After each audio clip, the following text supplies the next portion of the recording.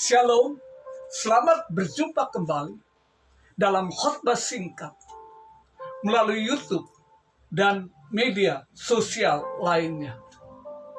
Kali ini bertemakan tentang Natal yang berisikan 6 buah topik pembahasan singkat. Dan untuk minggu tanggal 12 sampai 18 Desember terdiri dari 3 topik, yaitu Natal, Yesus terang dunia. Yang kedua, Natal, nubuatan dan penggenapannya. Yang ketiga, Natal, damai sejahtera dan berlimpah. Topik yang ketiga, Natal, damai sejahtera dan berlimpah. Kita buka Alkitab kita pada kitab Lukas pasal 2 ayat 14. Lukas 2 ayat 14. Kemuliaan bagi Allah di tempat yang maha tinggi, dan damai sejahtera di bumi di antara manusia yang berkenan kepadanya. Momen Natal ini khusus diperuntukkan bagi gembala yang menjaga domba-dombanya di padang Efrata. Pada waktu yang bersamaan, Kaisar Agustus memerintahkan untuk melakukan sensus penduduk. Jadi setiap orang harus kembali ke tempat asal mula-mula.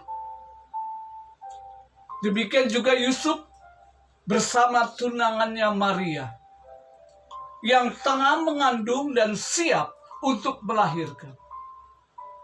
Kita tahu tempat penginapan penuh pada saat tersebut, karena setiap penduduk akan kembali ke tempat asal mereka, sehingga Maria melahirkan Tuhan Yesus di kandang domba. Namun tidak perlu khawatir, Anda perhatikan topik sebelumnya di dalam Natal, nubuatan dan penggenapannya. Di situ dinyatakan di sebuah kandang binatang, bayi Yesus diletakkan pada palungan dan dibungkus dengan kain lampin. Kebijakan Kaisar Agustus tentu diselimuti dengan berbagai pertanyaan. Apa yang akan terjadi dari hasil sensus? Tidak hanya mengetahui jumlah penduduk, namun juga biasanya dikaitkan dengan berapa kewajiban yang harus dibayar penduduk dalam bentuk pajak maupun kewajiban lainnya. Inilah yang menimbulkan ketakutan bagi umat yang ada di sana, termasuk para gembala. Merupakan pekerja yang terendah. Namun, kita mengetahui ucapan yang dikeluarkan oleh malaikat yang diutus Tuhan. Di dalam Lukas pasal 2 ayat 10 sampai 12. Jangan takut, sebab sesungguhnya aku memberitakan kepadamu kesukaan besar untuk seluruh bangsa. Hari ini telah lahir bagimu juru selamat, yaitu Kristus Tuhan di kota Daud. Dan inilah tandanya bagimu. Kamu akan menjumpai seorang bayi dibungkus dengan lampin, terbaring di dalam palungan. Ini yang memberikan arti kelahiran Yesus, memberikan damai sejahtera bagi umat Tuhan, termasuk para gembala.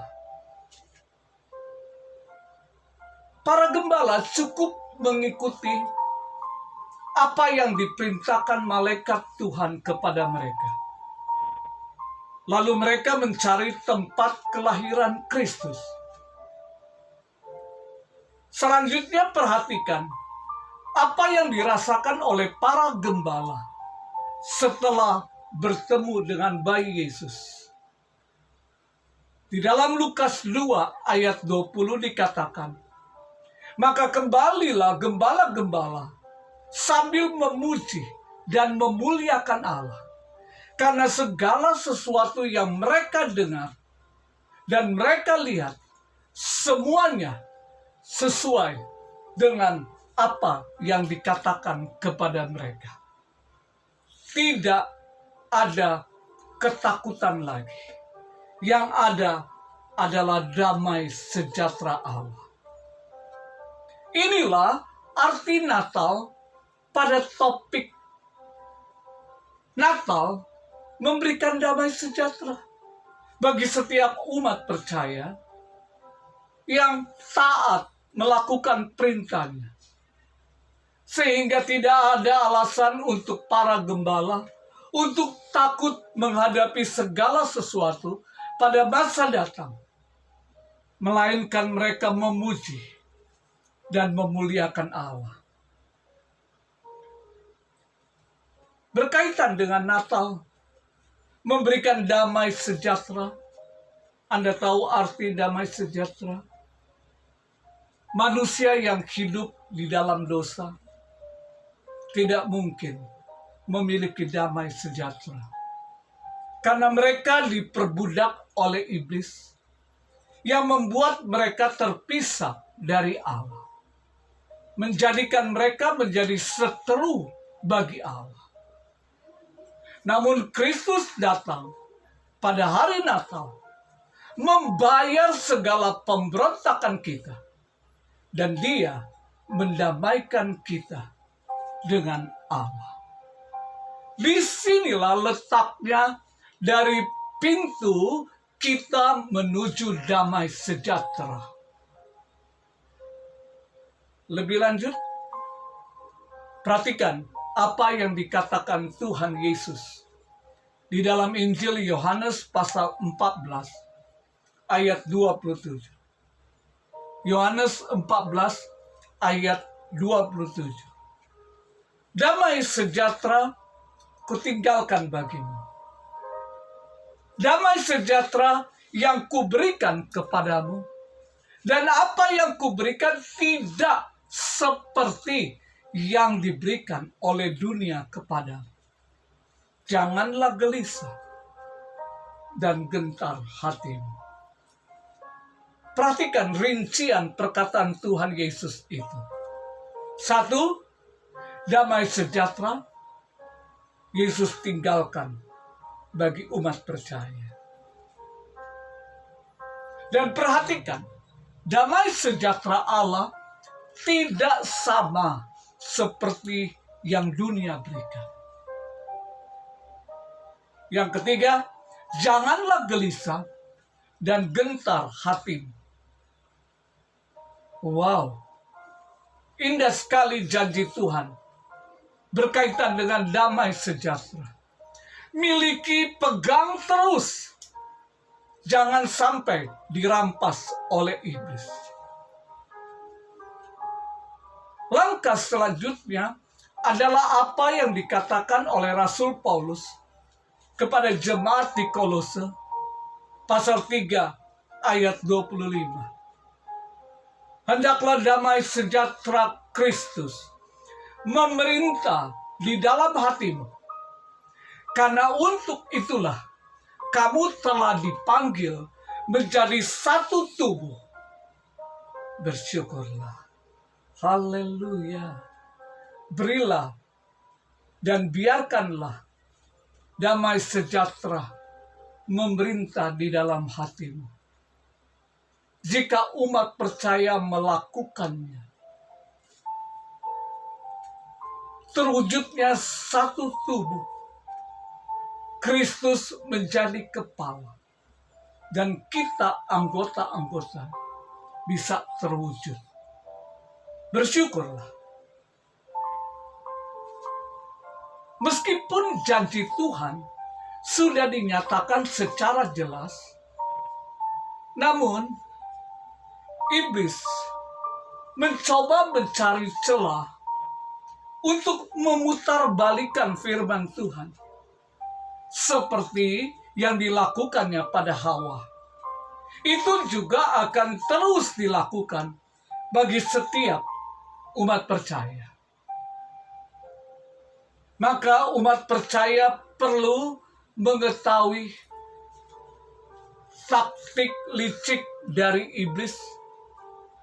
Di dalam Yohanes pasal 10 ayat 10 bagian awal dikatakan, pencuri datang hanya untuk mencuri dan membunuh dan membinasakan.